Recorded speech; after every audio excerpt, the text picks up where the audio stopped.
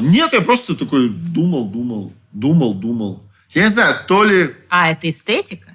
Да. Оу. Это все вместе. Я не знаю, что. Как будто я психанул, знаешь? Бабенки, когда психуют, они делают каре. Ну да. А я вот решил поставить брекеты. Вот такая какая-то история. Не знаю. Карантин, я думаю. Вот, точно. Потому что я весь карантин думал, если бы я поставил в начале карантина, уже бы прошло 3 месяца. 3 месяца. Да, и я бы все равно был бы дома и так далее, и так далее. 100%. И поэтому я подумал, ладно, год уже просран в целом, по большому счету. То есть, не выйдем мы так. Все равно я переживаю, что будет какая-то вторая волна, еще чего-то и так далее. Поэтому думал, не буду совершать эту ошибку, которую я много раз ее совершал. Потому что первый раз я подумал брекеты поставить в 30 лет. Окей. И надо было ставить. Уже бы, 9 лет я бы вообще нормально себя чувствовал. Я вообще пришел к выводу, что все, что ты решил, подумал сделать, надо делать. Не надо думать потом, а может, мне это не надо, еще чего-то. Если ты уже об этом подумал, навряд ли так сильно это уйдет, знаешь.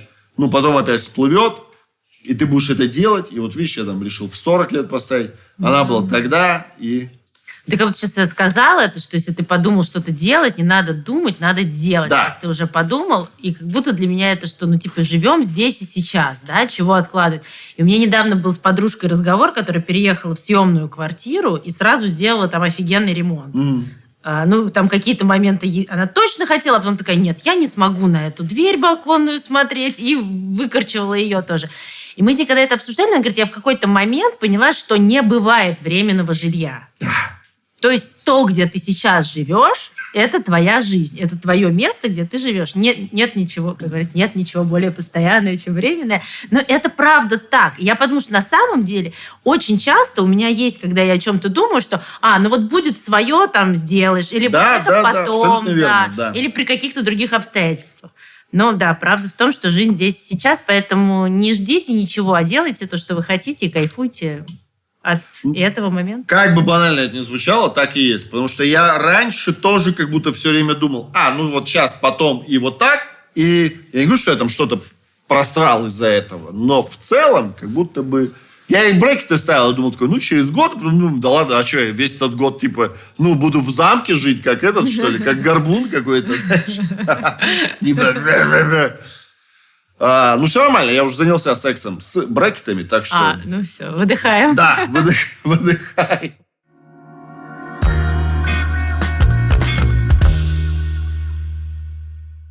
Здравствуйте, Руслан и Ольга. Меня зовут Надежда, мне 36 лет, я не замужем, детей нет. Но вопрос сейчас не о том, почему так получается. У каждого своя судьба, а жить по шаблонам общества и бежать в ЗАГС с первым, кто предложил, только потому что многие считают, что мне уже пора, это не для меня. Хотя скрывать не буду, семью и детей я хочу. Интересует другой вопрос. Неоднократно сталкивалась с такой проблемой, особенно в последнее время, что во время секса мужчина не думает обо мне. Это правда, Оль? Когда я пытаюсь лояльно, мягко, с пониманием объяснить, что давай попробуем по-другому, что-то, может, поменяем, чтобы сначала я достигла оргазма, а потом ты, или сначала ты, но и меня не оставить без удовольствия, или в идеале мы одновременно. Сразу обиды, упреки, иногда оскорбления, и на этом отношения заканчиваются. Как можно оскорблять человека, который не кончил? Это что такое вообще? Ты кто? Эсэсовец, блядь? Конечно, не всегда так было в моих отношениях, но последние из-за этого не сложились. Последние отношения имеется в виду. Говорю об этом не сразу, после первого секса. Знаю себя, что мне нужно привыкнуть к человеку, чтобы открыться и довериться. Но спустя какое-то время начинаю говорить о проблеме. Если проблема есть, а мужчина ее не замечает и считает, что у нас все круто и все хорошо. Понимаю, что мы взрослые, у всех свое воспитание, свой характер и свое восприятие, как и что нужно делать. Что правильно, а что нет. Но мне хочется, чтобы нам вместе было хорошо не только посидеть поговорить, но и в сексе. Имитировать не хочу, считаю, что нужно уметь разговаривать и слышать своего партнера. Предпочитаю знакомиться с мужчинами от 34 и старше, так как с теми, кто младше, мне неинтересно в целом. Предполагаю, что именно потому, что мужчины уже достаточно взрослые, они так реагируют. Как быть? Может, ничего не говорить, а просто сразу расставаться, чтобы никого не обижать, не развивать комплексы, не вызывать агрессию. Или имитировать месяц, полгода, год, а там вдруг что-то изменится. Уа, Просто... уа, как мне за нас стыдно. Уа, кошмар. А мне понравилось, что там вопросы, прям такой multiple choice, знаешь, несколько вариантов ответа. Да. Нужно подчеркнуть, да, такой ЕГЭ по женскому оргазму. Слушай, ну это, конечно, очень плохо. Все, что она описала, те мужики, которые ей попадались. Безусловно, есть женщины, которым тяжело, ну, чисто там физиологически, еще как-то достичь оргазма, но постараться же надо. Как можно устроить скандал, когда тебе говорят: милый, я не достигла оргазма. И ты такой: ты что, охуела? Ну, это что такое? Ну, для меня скандал так выглядит. Кошмар. Бля, немного стыдно. Простите нас, пожалуйста, всех, у кого между ног члена. Хочется какой-то вывод сделать в стиле Дудя, знаешь? Ну, типа, женский оргазм – это нормально. Но мы же не имбецилы, правильно? Мы все понимаем. Это нормально, в смысле. Не знаю. Ну, это вот моя первая реакция такая, знаешь. Слушай, а у меня ощущение, что у нее как будто бы секс отделен от отношений. Ну, вот она сначала, когда рассказывает, вот я слушаю это письмо, и мне кажется, что она говорит о one-night-стендах. Ну, то есть, как будто это череда каких-то встреч без обязательств, и как будто ты думаешь: ну окей, если изначально это была встреча без обязательств, то вероятность того, что мужчина может быть, ну как бы у меня все окей, а ты уж типа, знаешь, прости, она как будто гораздо выше. Конечно. Вот. И тогда я думаю о том, что, может быть, как будто и в ее голове это отделено. Потому что она говорит: мне для того, чтобы раскрыться и лучше узнать человека, нужно больше времени. Но она никак не говорит, как развиваются эти отношения вне секса. Ну, при этом она говорит, что последний из-за этого, ну, типа... Ну, как будто бы и все остальные из-за этого. Слушай, ну, там, может, знаешь, это тоже, она же в поиске. Ну, типа, она такая: так, в отношениях не получилось достичь оргазма, попробую просто его достичь. Ну, типа... каждую неделю. Ты понимаешь, что мы сейчас подойдем к тому, что я скажу, что ты такое делаешь, что ни с кем не достигаешь оргазма. Куда там тебя ебут? Я знаю, тебе никогда не комфортно, когда я такие вещи говорю, но прости, я же тут тоже есть. Окей. Ну, в общем, действительно звучит это как секс без обязательств, без денег и без оргазма. Да, слушай, но я буду отстаивать ее интересы. Договорюсь. И выглядят мужчины у нее не удовлетворяющие и не радующие ее. Ну, то есть вот прям все плохо. И мы опять ничего не слышим. Я, конечно, понимаю, что она этот аспект взяла. Но как так получается, что она столько раз с этим сталкивалась, еще нарывалась на агрессию? Блин, слушай, ну... Я буду адвокатом. Пока, да? Да, нет, пока я не согласился с тобой, я буду адвокатом этой женщины. Только потому что, ну, мне тоже, еще раз говорю, мне немного стыдно. Я, в общем-то, и не естественно. Ну, тем не менее, да, что мы не знаем, откуда она, где она живет. Есть разные регионы. И в моей молодости, да, наверное, вот там, не знаю, 16-25 лет, бытовало мнение, что женщину надо трахнуть ради того, чтобы ее трахнуть. Я имею в виду среди парней, понимаешь? Никто... не получает удовольствия. Да, как будто бы... Никто не говорил, что я так потрахался, мне было так приятно. Да? Все говорили: я ее трахнул, дал там что-то... Простите, но это цитата из молодости. Дал в рот ей. Ну, то есть, такое... Ну, слушай, такое очень вульгарное... скотское отношение именно к партнеру в сексе. Я надеюсь, что все эти мужчины там, и я в том числе, как будто, не знаю, вот именно вот, как это назвать, какое-то такое, не патриархальное такое отношение, а вот именно мускулинное какое-то, знаешь, такое. Мачизм. Да. Причем ты вполне сейчас уже понимаешь, что, и сам парень там тоже не особо как старался, я вот про что говорю. Важен был сам факт. Нельзя было...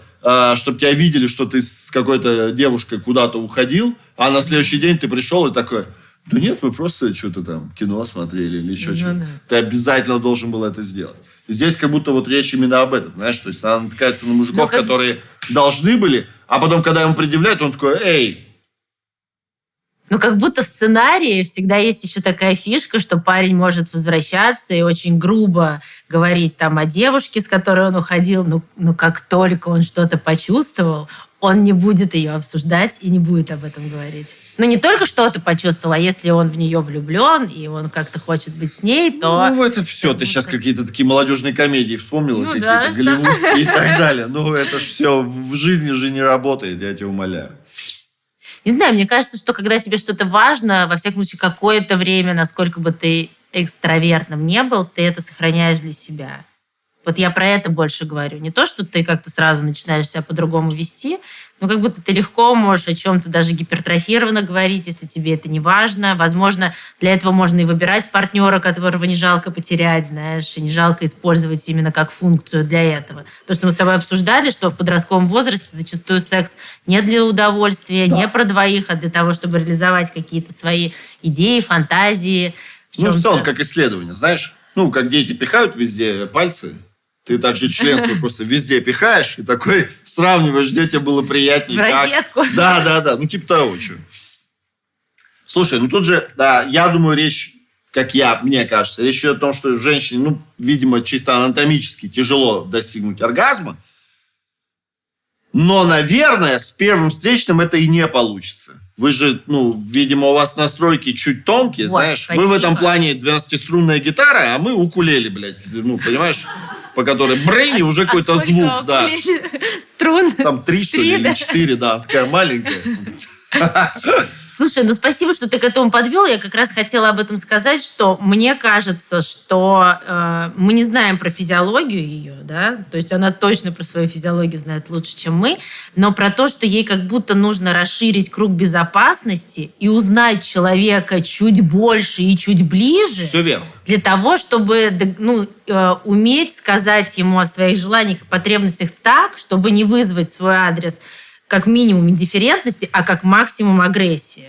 То есть, опять же, я повторю, как мне кажется, у этой девушки очень разделена идея секса с партнером и отношений с партнером. И если она подумает о том, что отношения, да, какое-то понимание между важно для ее вот это ощущение безопасности и комфорта, то, может быть, она сможет продвинуться в этом, а не задаваться вопросом, имитировать, а не имитировать. А потом она так спрашивает про то, что, имитировать месяц-два? Ну, то есть она выглядит очень опытной в этом. Слушай, давай да, признаемся. Вот именно из-за того, что она так спрашивает, не стала ли она заложницей или жертвой того, что она была в отношениях, и думала, что это там изменится как-то, потому что я начну к нему чувствовать другие там ощущения, чувства и все остальное. Он меня поймет и как-то постарается, все остальное. Потерпела в этом плане крах. Теперь она думает, я даже не буду вступать в отношения, пока я не кончу. Или ей было не так важно получить удовольствие, как важно было быть в ощущениях удовлетворенным партнером. Потому что у женщины может быть фантазия, что она это делает не только для того, имитируешь же ты для другого. Да. Вот. Но имитируешь для другого зачем? Чтобы он тебя воспринимал как человека, которого ты полностью удовлетворяешь. Так. Значит, возможно, в какой-то там части ее жизни для нее такая модель была более приемлема. Да, а сейчас она стала постарше, и она решила, что вообще для кого я это все изображаю, да? Читаю книги, которые не понимаю. Тоже верно, все верно. Все верно. Ведь просто все-таки стремиться... Кайф, значит, она на полпути к победе. Я уверена, что... Это круто, да. Не, если она уже об этом с такой рефлексией пишет. Единственное, я говорю, что от себя, да, еще раз. Мне кажется, отношения и секс нужно как-то немножко соединить для себя в своей голове. Не разочаровываться, даже если был неудачный опыт. Еще раз попытаться. Видимо, другого пути нет. Имеется в виду. Все, тебя... сходу не получается. Можно поближе познакомиться сначала. Я абсолютно про это и говорю. То есть волшебника не будет, знаешь, с каким-то таким членом, как вентилятор у кого-то, который и завел. Ты такой, что произошло? То есть, да, придется все-таки куда-то. Тем более, я так понял, она там не молода и уже много лет, а это еще тоньше настройки, знаешь, как эквалайзер. Везде все очень тоненько. Так. Да. Но все-таки хочется сказать, что мне, безусловно, стыдно каждый раз, когда... кстати, почему у меня такое чувство справедливости возникло? Вот именно справедливости. Я в какой-то момент такой... Каждая женщина должна испытать оргазм. Достойно. Да. Блин, надо, кстати, покопаться. Может, меня застыдили как-нибудь или что? Почему так произошло, блин? Я вот не помню, знаешь. Ну, я думаю, что вообще для многих мужчин это может быть супер тонкая тема, потому что если ты вдруг в какой-то части, в чем-то не до конца уверен, то тогда ты любую просьбу такую или обращение к этой теме можешь воспринимать как упрек или как покушение на твою мужскую сексуальность, что ты вроде как там, я не знаю, без чего-то дополнительного или без того, что ты будешь делать что-то по-другому, значит, ты делаешь недостаточно. То есть я имею в виду, что это может быть для мужчин довольно уязвимой темой. Да? Это уязвимая тема. Так и есть. Но, это же нормально ее принять. Знаешь, я не помню точный момент, когда мне... как тебе сказать? Я не помню точный момент, но вот был какой-то, наверное, какая-то отправная точка, когда она сказала, я не получил оргазм. И до этого было, наверное, я такой думал, это я как-то неправильно делаю что-то, понимаешь? Поэтому ты говоришь сейчас про настройки, что сейчас понимаешь, что это вопрос настроек. Это того, что ли, да. Не надо воспринимать это, на свой счет. Да, мужики как будто сразу вспоминают, такие, что тебе, у меня же, стоял член, что тебе еще надо? Давай там сама как-то там что-то делай. Я откуда знаю? Да, какие-то обидчивые в этом ключе, я не знаю, как объяснить. Как-то странно все равно природа устроена. Почему? Вот на год. Надо всем поменяться на год. Понимаешь? Телами? Не телами, а хотя бы оргазмами, я имею в виду. То есть, чтобы мы сидели где-то год, какой-то мужик сел такой, да, как еще? Понимаешь, и ничего не происходит. Он писал письмо, да я уже сколько, 2 дня уже, спать хочу, А женщины, наоборот, быстро такие, все. И он такой, да, поговорим, что было не так? Не знаю. Слушай, что сказать? Молодец, что хотя бы она уже задается этим вопросом, да? И не жди, что это будет с первым встречным. Нет, спасибо за письмо, и я считаю, что, конечно, нужно поднимать эту тему. Да. Мужички, давайте стараться, я вас умоляю просто. Мы же тоже, как сказать, получается, все говорят о мужской вот этой солидарности. Так а почему мы ее в рамках секса не приветствуем и женского оргазма? Потому что сейчас, может, плохо прозвучит, но тем не менее, эта женщина от тебя потом передастся кому-то другому и так далее, и так далее. К сожалению, что делать? Мы все не девственниками вступаем в брак. И ты как будто подкладываешь, понимаешь, имеется в виду, плохо что-то как-то среагировав, ты начинаешь подкладывать свинью кому-то другому. Это как в автосервисе, когда ты пригоняешь машину, они смотрят и такие говорят, кто до этого делал? Понимаешь? Ездил. Да, тут такая же история. Ты купил БУ машину. Капец, теперь это переделывать? Настолько все плохо? Ты че,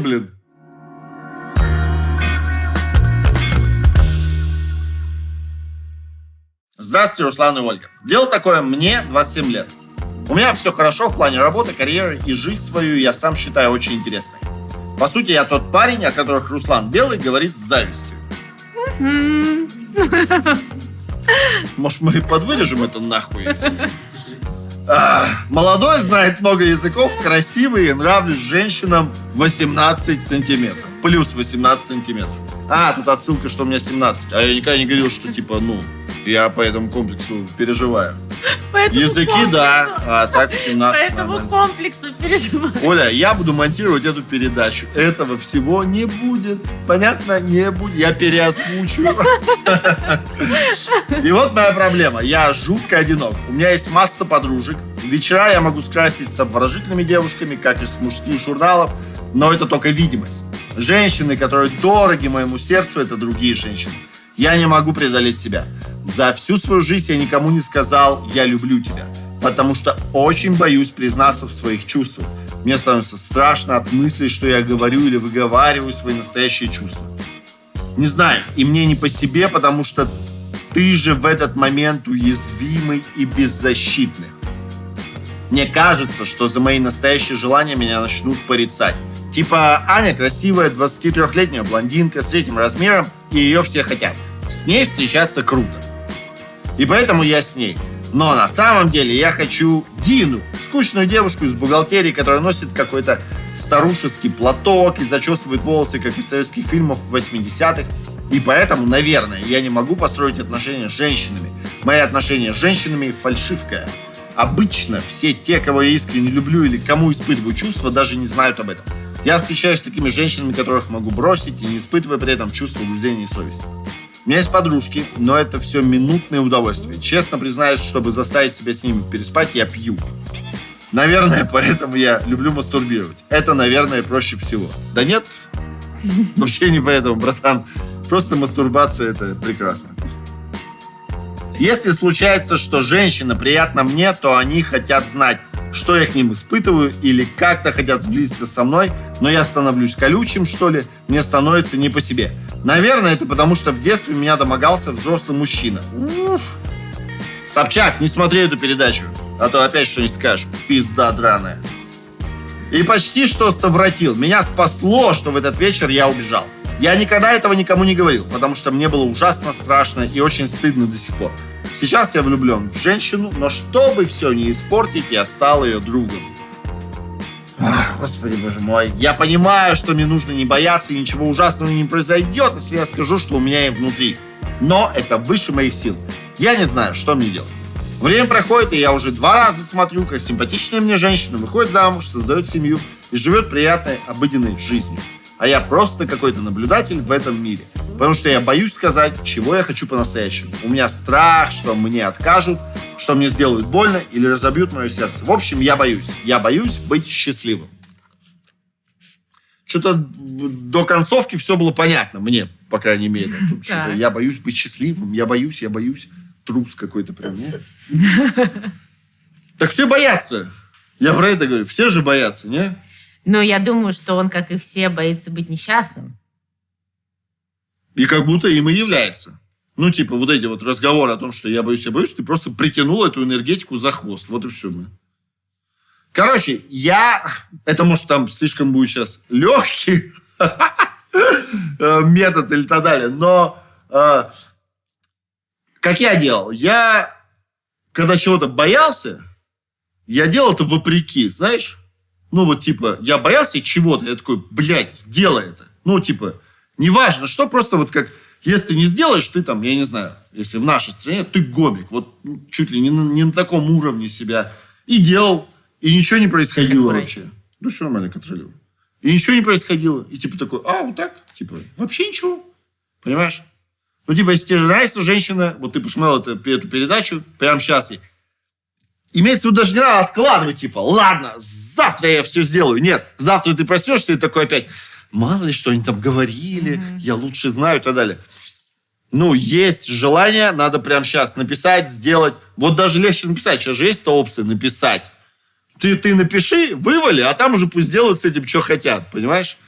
А потом тебе придет обратная связь, и будешь с ней разбираться. А пока, по крайней мере, типа, ну, тоже странно, если сейчас часа 3 ночи, такой, я люблю тебя.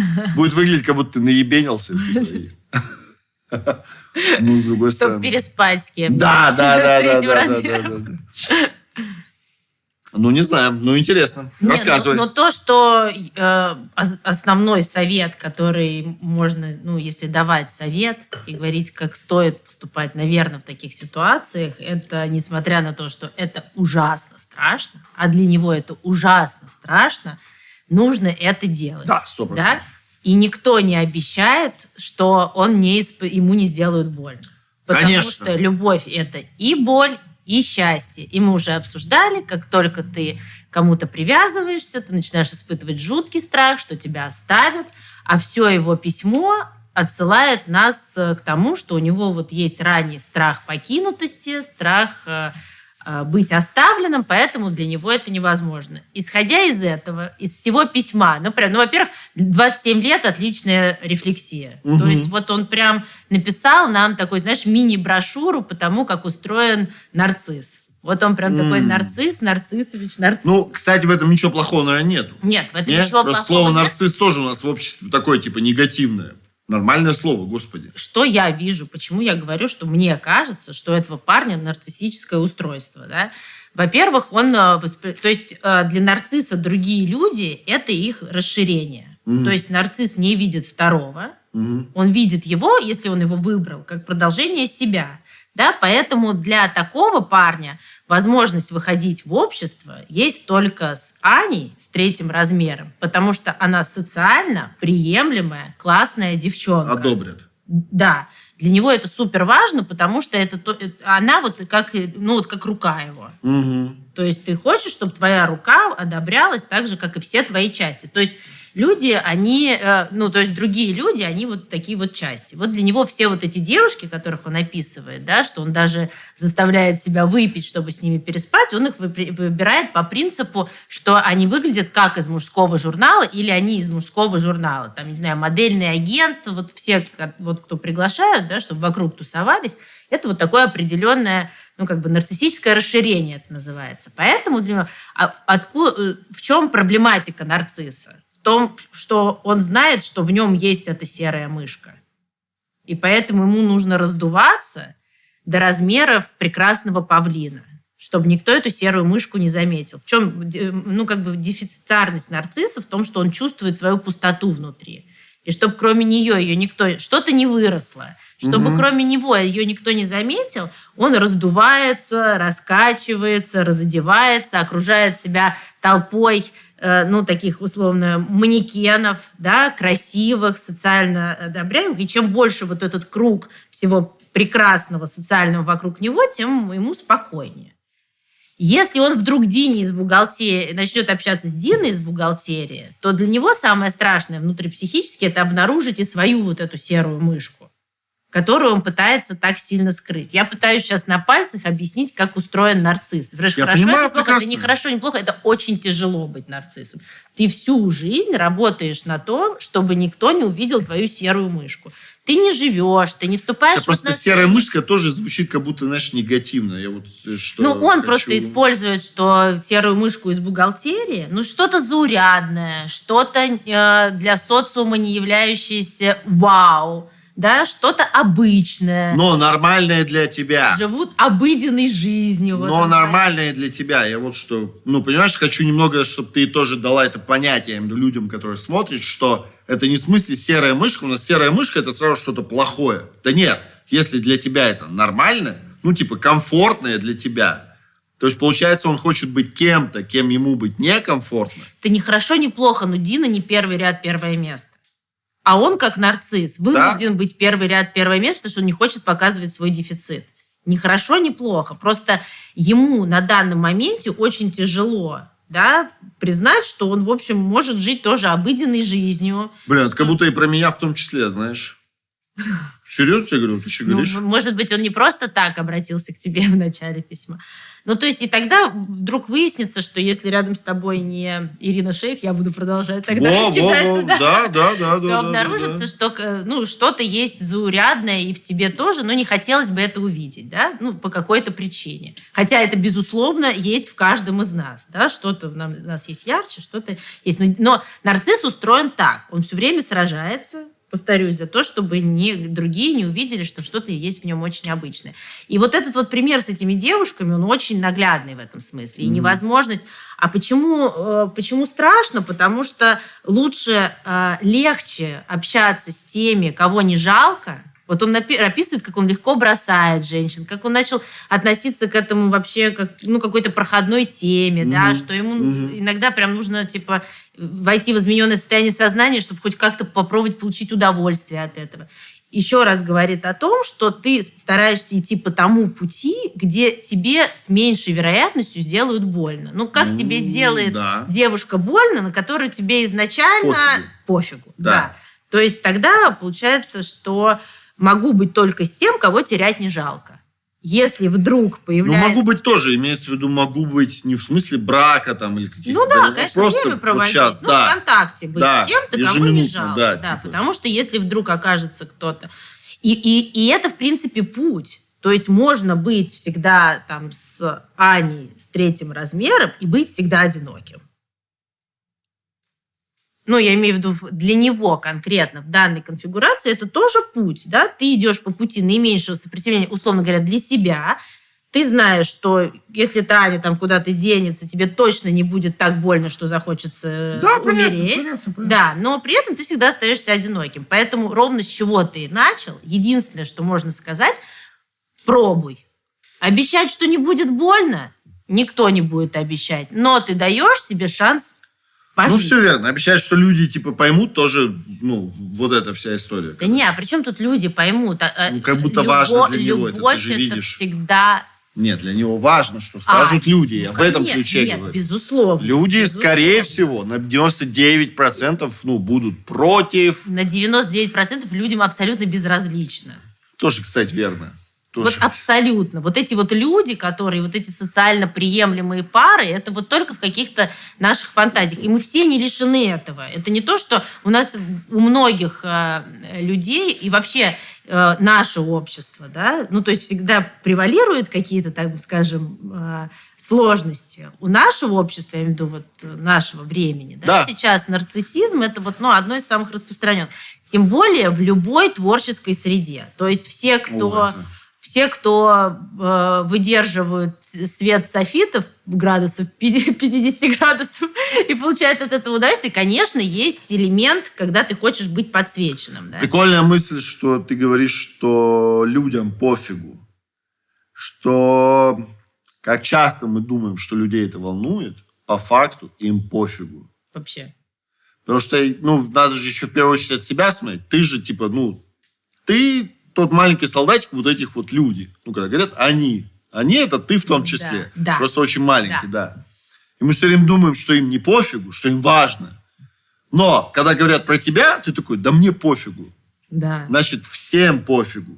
Люди как будто все вместе делают вид, что им не пофигу, потому что все другие они думают, что им не пофигу. Знаешь, А мне кажется, знаешь, как тут замыкается... как будто как термоядерная реакция. Одно порождает другое. Но, по сути, если брать отдельно каждый атом, всем пофигу. Я думаю, знаешь, тут еще как получается замкнутый круг, когда ты осуждаешь и оцениваешь других. Ой, я думаю, у нее муж там, прикольнее. Или я думала, у нее там, жена посимпатичнее. Вот если ты сам идешь по такому пути, то у тебя есть фантазия опять к нашей проекции. Ты вот этим всем отправляешь свою проекцию, что все такие выискивают, кто там кого подходит, у кого достойный партнер, у кого недостойный. Нет, люди, безусловно, обсуждают. Да. Ну, чего уж там греха-то. Как мы с тобой в одной передаче тоже разговаривали на тему того, что мужские сплетни и мужские разговоры еще хуже, чем женские, потому что, все друг друга обсуждают. Но они такие, много дисперсии, знаешь, мужики же еще пытаются умничать при этом, Вот это вот прикольная мысль, что всем пофигу. В том ключе, я думаю, что прямо сейчас, если у большинства россиян наших отдельно, не на видеокамеру, не говорить, что я репортер или еще чего-то, а искренне спросить, как вы относитесь к гомосексуалистам, я уверен, что многие скажут, да мне пофигу. Понимаешь? А в процентном соотношении, когда проводят какие-то опросы, все официально и так далее, все-таки, это я, конечно, против. Потому что он боится, что все остальные против, тогда он тоже должен быть против. В этом ключе. Кстати, еще в подтверждение, потому что, конечно, людям медийным, известным, которых вообще, в принципе, обсуждают, еще сложнее поверить, что всем пофигу. Но доказательством этому, как мне кажется, является то, как быстро переключается с одной темы на другую. Часто уж тем более. То есть не конкретно ты интересуешь, и всем там не безразлично, да, как выглядит там твой партнер, да, а вопрос в том, что, что-то происходит, и люди начинают это обсуждать. Произошло что-то более яркое или что-то чудовищное, и люди переключаются на это, и это еще раз доказательство, что всем абсолютно безразлично. Слушай, это сейчас такое ощущение, как Собчак всеми своими действиями пытается сделать так, чтобы все забыли про ее $40 миллионов, неудачно потраченные на крабовый бизнес на Камчатке, понимаешь? Поэтому она уж какие только ролики не снимает, какие только заявления не делает. И уж там бедолагу Костюшкина этого вспомнила, что, на мой взгляд, не очень хорошо по-человечески, знаешь. Но давайте... Это как Панин. У меня же была шутка, что Панин каждый раз своим следующим поступком пытается затмить предыдущий, понимаешь? Поэтому он все время все хуже и хуже и хуже. То он член просто об штору вытирал, понимаешь? А тут к нему уже другой человек в него залазит, поэтому... Слушай, если подводить некий итог, конечно, нарциссизм – это непростая штука. Прорваться через нее тяжело. Очень страшно быть отвергнутым, брошенным и быть человеком, который причинит боль. Но парень хорошо себя понимает, и он хорошо чувствует свой дефицит рядом не с той женщиной. Так, ты специально выбрала это письмо? А почему? Что если специально? Ну, не знаю, оно как будто вот это уж точно нас сейчас обвинят в какой-то такой желтухе там и так далее. Ну, посмотрим, Знаешь, что ты там иногда, приготовила. Так как стало гораздо больше таких глубоких, Жестких. серьезных, да, как ты говоришь, жестких писем, мне иногда хотелось взять что-то, что можно было... Слушай, как часто добавить. бывает моя ошибка, когда я про какое-то письмо думаю, ну тут вообще нечего обсуждать, и потом ты там что-то рассказываешь, и я такой, да хорош, ну прям вот так, настолько это ваша психоаналитика интересна.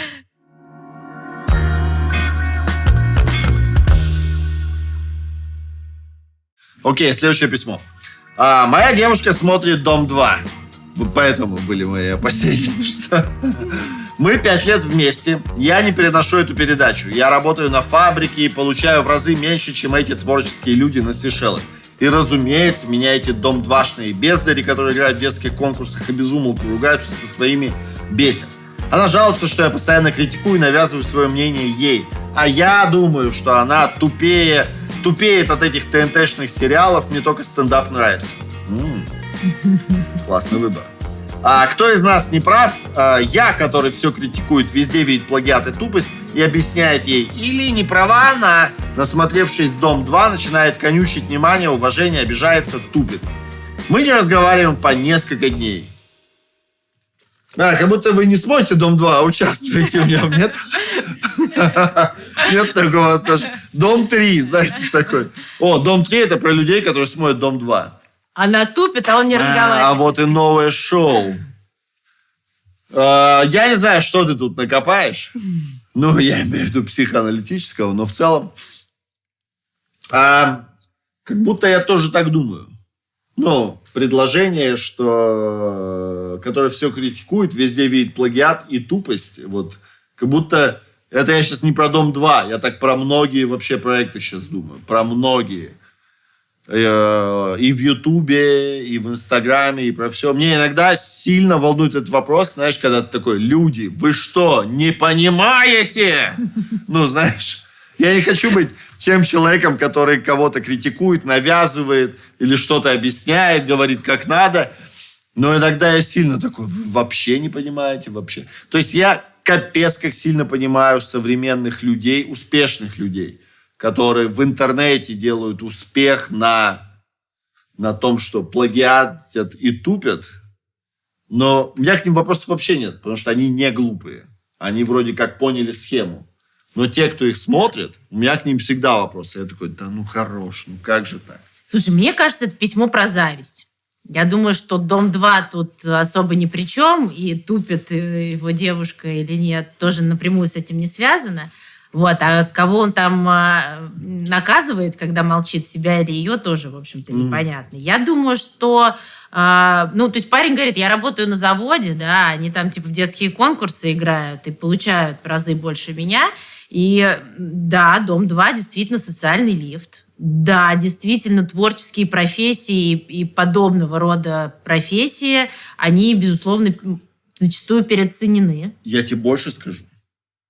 И вот ты говоришь письмо про зависть этого парня, который работает на фабрике, к тем людям, которые снимаются в «Доме-2». У меня, человека, который работает на телевидении, занимается творческой профессией, есть зависть к людям, которые в ТикТоке, блядь, танцуют.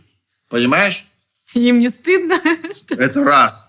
А во-вторых, ну, как вот у меня Леха, кореш, говорит. Я ему говорю, Джиган со своей-то не разводится. Он говорит, ну, конечно, что, заработали по пару миллионов подписчиков себе на этом. Понимаешь? Разводе, да. Да. Не то, что завидно. Я думаю, серьезно? Ну, в смысле? Что вы сделали? Вы же ничего не сделали. Один брови сбрил, хуйню в телефон говорил. Вторая такая, все рухнуло. А потом такая, ничего не рухнуло, и все нормально. Знаешь, что самое интересное, все новости про Жигана я узнаю только от тебя. Я такая, брови. Так получилось.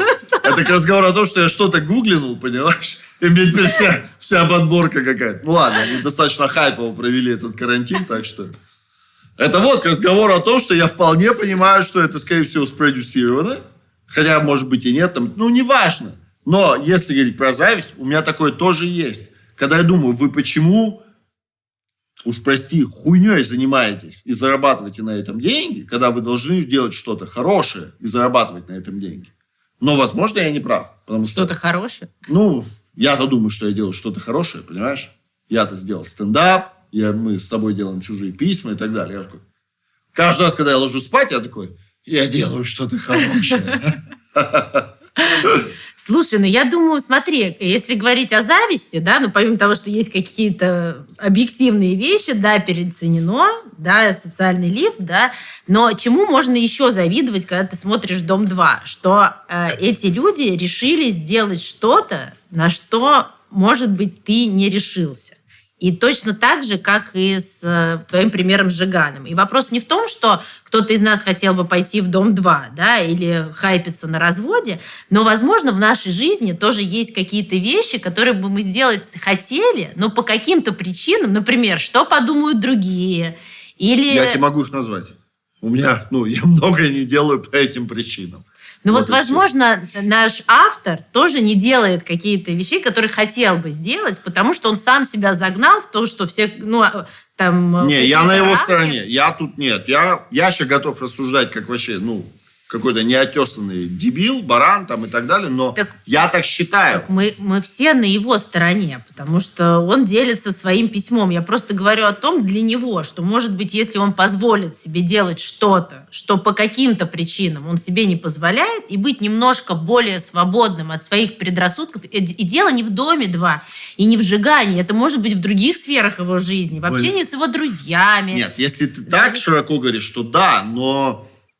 Просто тебя резонирует, когда кто-то в чем-то свободен. Да, пусть ты берешь крайние вещи, там какой-то хайп, там же не только на разводе, а там на рукоприкладстве, да, это еще типа не прикольно. Мне кажется, извини меня, но здесь речь только об этом. Это не имеется в виду свободный, что ты можешь выйти из дома в том, в чем тебе удобно, и пойти в театр. Это свобода. Хорошо. Когда ты что-то делаешь для того, чтобы привлечь внимание, а как следствие привлечь денег, заработать хайп, раскрутить страницу и так далее, я считаю, это уже не степень свободы. Да, но разница между человеком, который в своей жизни имеет определенную свободу и не имеет, тот, кто имеет определенную свободу, ему это просто может не импонировать. А тот, у кого нет какой-то свободы для поступков, которые он хочет совершать, его будет от этого бомбить. Вот его бомбит от «Дома-2», от этих всех клоунов, как он их называет, да, и от детских конкурсов, потому что он себе что-то не может позволить. Меня также бомбит, потому что я тоже не могу себе это позволить. Понимаешь, и они меня бомбит, что люди сейчас приходят в творчество не для того, чтобы сделать творчество, а для того, чтобы раскрутить свое лицо и дальше зарабатывать на рекламе чего угодно. Понимаешь? Да. Банальное интервью с ресторатором, самое последнее, которое появилось в Писке, где он идет по проселочной дороге, у него недостроенный дом за много миллионов рублей, и он говорит, я никогда, главную ошибку, которую вы совершили, он говорил, мы рекламировали букмекерские конторы. Да. То есть, говорит, какая-то карма в этой жизни существует. Вот я думаю точно так же. Я думаю, что если вам плевать, что рекламировать, как рекламировать, лишь бы платили деньги... я считаю, это неправильно, это не степень свободы. Мне так кажется. Я не знаю, поправь меня, если я там мы уже будем закомплексован или еще чего-то. Эта пара, о которой ты говоришь, там, Жиган, да, с ее супругой, может быть, они выбрали для себя фасадную жизнь. Может быть, она выбрала себе Аню с 3 размером, а он выбрал себе Аню с 3 размером. Они одиноки, они не проживают ту жизнь, которую бы они хотели, но зато они бесконечно снимаются в рекламных роликах о том, как мы всей семьей завтракаем. Весь вопрос в деньгах. Да. Но смотри, как я думаю всегда. Не про конкретно Оксану и Джиган. Вообще, в целом, таких людей, которые это делают. Я думаю, у вас есть дети. И какие ценности в них вы будете воспитывать? Это как будто ты хочешь... То есть, вы что будете говорить им? За деньги, сынок, дочь, за деньги можно делать все, что угодно. Неважно, кем вы будете, не ищите свое место в жизни. Просто хайпите, просто творите всякую чушь. И если вам предложат контракт, неважно, что это, букмекерские конторы... которые считаются заболеванием, я имею в виду, люди просирают деньги, дети, отцы, жены и так далее, кончают жизнь ужасными вещами. Главное, рекламируйте, ничего страшного в этом нет. Деньги не пахнут. Мне это тоже не импонирует, но меня это сильно... Поэтому я не так сильно откликнулся. Я не ждал, что так сильно откликнется. Я думал, что вы за маргиналы на «Доме-2» обсуждаете. Я вот про что говорю. Просто ты начала говорить за эту степень свободы. Я Как будто, сам на себя обиделся. Я такой думал, что я свободный человек, а потом такой, да нет, вот же у меня есть. Я в этом плане не свободен. Я это не могу делать, понимаешь? Ну да, у тебя же есть какая-то такая тема, может быть, там что-то глубже есть. Я вот, наткнулся на ролик в Ютубе, Вилсаком, распаковывает какой-то гаджет. Да. Samsung, что ли, новый? Нет, Sony телефон. Я все прекрасно понимаю, я не его аудитория и так далее. Но коль уж я наткнулся, я аж охренел, меня, бомбило час, наверное. Он его распаковывает и так далее, говорит, конкурс. Я разыграю этот телефон, если этот ролик наберет 80 тысяч лайков. Могу ошибаться в цифре. А если он не наберет 80 тысяч лайков, я его оставлю себе. И я в эту же секунду, но только потому, что мне 40 лет, и я там, как мне кажется, взрослый самодостаточный мужик, я подумал, Вилсаком, да пошел ты нахуй. Доноси этот телефон, мне вообще поебать. Ты мне еще условия будешь ставить? Ты мне из Ютуба ставишь условия, понимаешь? Я понимаю, что он рассчитан на более нежную аудиторию, более раннюю там и так далее, и они так не думают. Но моя первая реакция была, я даже немного испугался себя. Я думаю, да хорош тебе, просто какой-то парень, вполне себе успешный, нормальный тип, так вот прям тебя завел. А я такой, да. Вот я никогда такого делать не буду, понимаешь? То есть вот я там завожу там YouTube-канал, Instagram есть и так далее, но я этого делать не буду. Я не могу говорить людям, ставьте лайки, а давайте устроим конкурс. Мы устраивали хоть конкурс у нас же на канале. Там надо было выбрать приз. Твою мать, я полдня провел в таких нервах. Просто, я уже проклял, что мы этот конкурс завели. Все на свете. Я никогда больше в этом участвовать не буду. Это ужас. Это мои ограничения, и я за них вылазить не буду больше. Все. Никакое заигрывание с публикой. Никаких. Я делаю контент, вам либо нравится он, либо не нравится. Все. Дальше я мы выпустим следующий ролик, только если этот наберет 200 тысяч просмотров. Да пошли вы нахуй вообще все. Все соберитесь, возьмитесь за руки и вот по адресу, я не знаю, в какой части света это находится, но... Как же хорошо, что у тебя есть я. Ребят, подписывайтесь на наш канал. Это нам важно, как и любому другому каналу на YouTube. Пишите, пожалуйста, комментарии. Это тоже поднимает наш рейтинг. Мы очень хотим попасть в тренды, потому что мы правда думаем, что мы делаем что-то полезное. Вот именно, что я думаю, что мы делаем что-то полезное. И поэтому я считаю, что этот путь будет, сука, долгий. Понимаешь? Но это лучше. Вот он будет долгий. А в этом мы с тобой согласны. Потому что гораздо легче было бы сейчас развернуться, показать голую жопу в камеру, понимаешь? Написать там, поставьте лайк, если хотите закрыть эту жопу там и так далее. Я имею в виду... Да, но мы же хотим, чтобы к нам пришли не те, кто хотят посмотреть вирусный ролик или выиграть какой-то приз, а те, кому интересно то, что мы делаем. Абсолютно те, кто пишет верно. письма. Абсолютно верно. Письма, спасибо вам еще раз огромное. У меня сотни писем на почте, и я каждое из этих писем уже прочитала. Письмами как раз вообще все блестяще. Для меня это и есть типа вот эта вот реакция, понимаешь? Потому что я переживал, что люди не будут писать письма, а в итоге они пишут и в таком количестве, и это круто. Значит, им действительно интересно, они действительно хотят поделиться. А поставили они лайк, не поставили, попали мы в тренды. Конечно, это будет легче, имеется в виду, но специально что-то для этого делать я не могу. Вот хоть убейте меня. Я не могу себя перевоспитать в этом ключе. Мне тяжело это говорить, понимаешь? А говорить про то, что типа она, насмотревшись, начинает устраивать мне... Конечно, она насмотрелась и делает все то, что делают там. Но это все, я не знаю. На мой взгляд, мне кажется, твоя баба протухлая. Когда женщина что-то увидела где-то, любой человек где-то что-то увидел. Это не точно, это с его слов, что он решает. Напиши нам свое письмо, блин. Нет, я имею в виду, что если она что-то смотрит и начинает оттуда проецировать это сюда, только потому что ей кажется, что там правильно делают, это вообще, что это такое? Это какой-то ужас.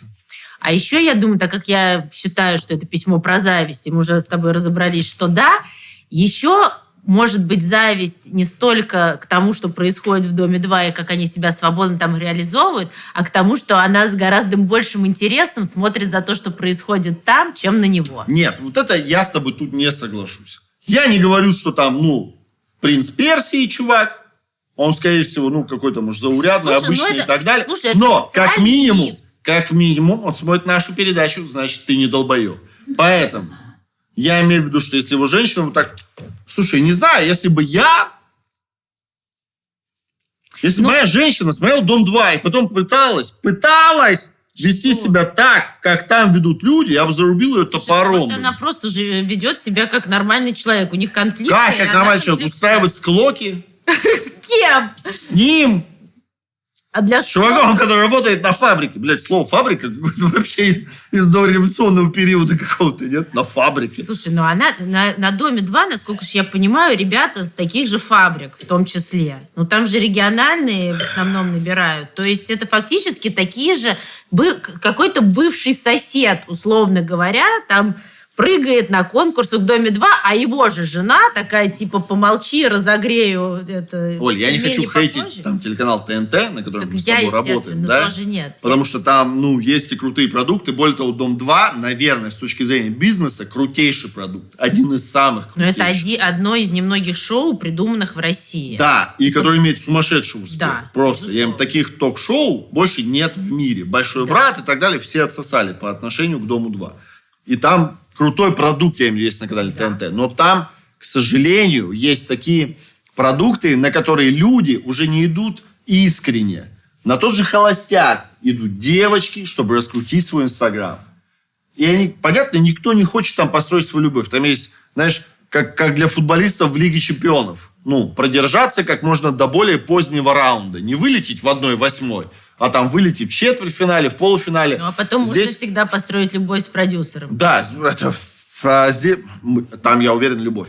Здесь, в первую очередь, я имею в виду, и Дом 2, и «Холостяк», ты туда идешь, раскручивается твой Инстаграм, и вот уже понеслась эта хорошая жизнь. А вот посмотрите, мои друзья из букмекерской конторы, а вот здесь вот блестяще делают ноготочки, а вот мне прислали, блядь, сок я, и там, и так далее, и так далее, и так далее. Понимаешь? А здесь должна быть наша реклама. И ее буду произносить я. Самое поганое, что нам в шоу тоже нужна реклама, понимаешь? И нам ее предлагают. Но пока мы не понимаем, как нам помириться с ней. Смотри, парадокс в чем? Что я готов содержать это шоу на свои собственные деньги. Но из-за того, что я ничего не рекламирую, у меня не так много, блядь, собственных денег. Вот видишь, как круг замкнулся. Ну, а так как рекламодатели предпочитают обычную интеграцию, хорошо, что у тебя есть я. Это безусловно, слушай. Если бы я снимал это шоу, я надеюсь, что у нас от первого выпуска картинка все лучше и лучше. Если бы я один был в этом шоу, у меня под каждым выпуском картинка была все хуже и хуже. В конце концов, я бы какой-то сидел на селфи, бы что-то записывал, знаешь, голый, ел бы, блядь, своего друга Леху. Слушай, мы же развиваемся так же, как и наше шоу, поэтому что-нибудь придумаем. Будем надеяться. Что парню-то сказать? Да мы, парни, все сказали. Блин, не знаю. Будь свободен в своих желаниях, будь смелее. Я не говорю, что нужно делать что-то, что претит твоему нутру.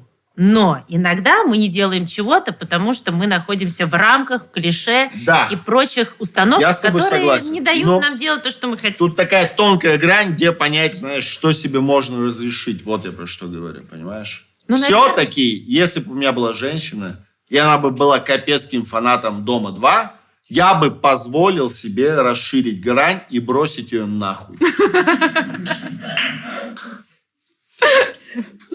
На этом мы и закончим. Блин, нифига, я не ожидал, что последнее письмо такое будет. Да, я думал, все будет гораздо банальнее. Видишь, как... Класс. Потому что вроде бы про парня, да, который там в каком-то небольшом городе... ты сказал ключевые слова, типа, это вопрос ограничений. И тут уже ограничения. Ты что, это же триггер для меня в любом случае. Так что...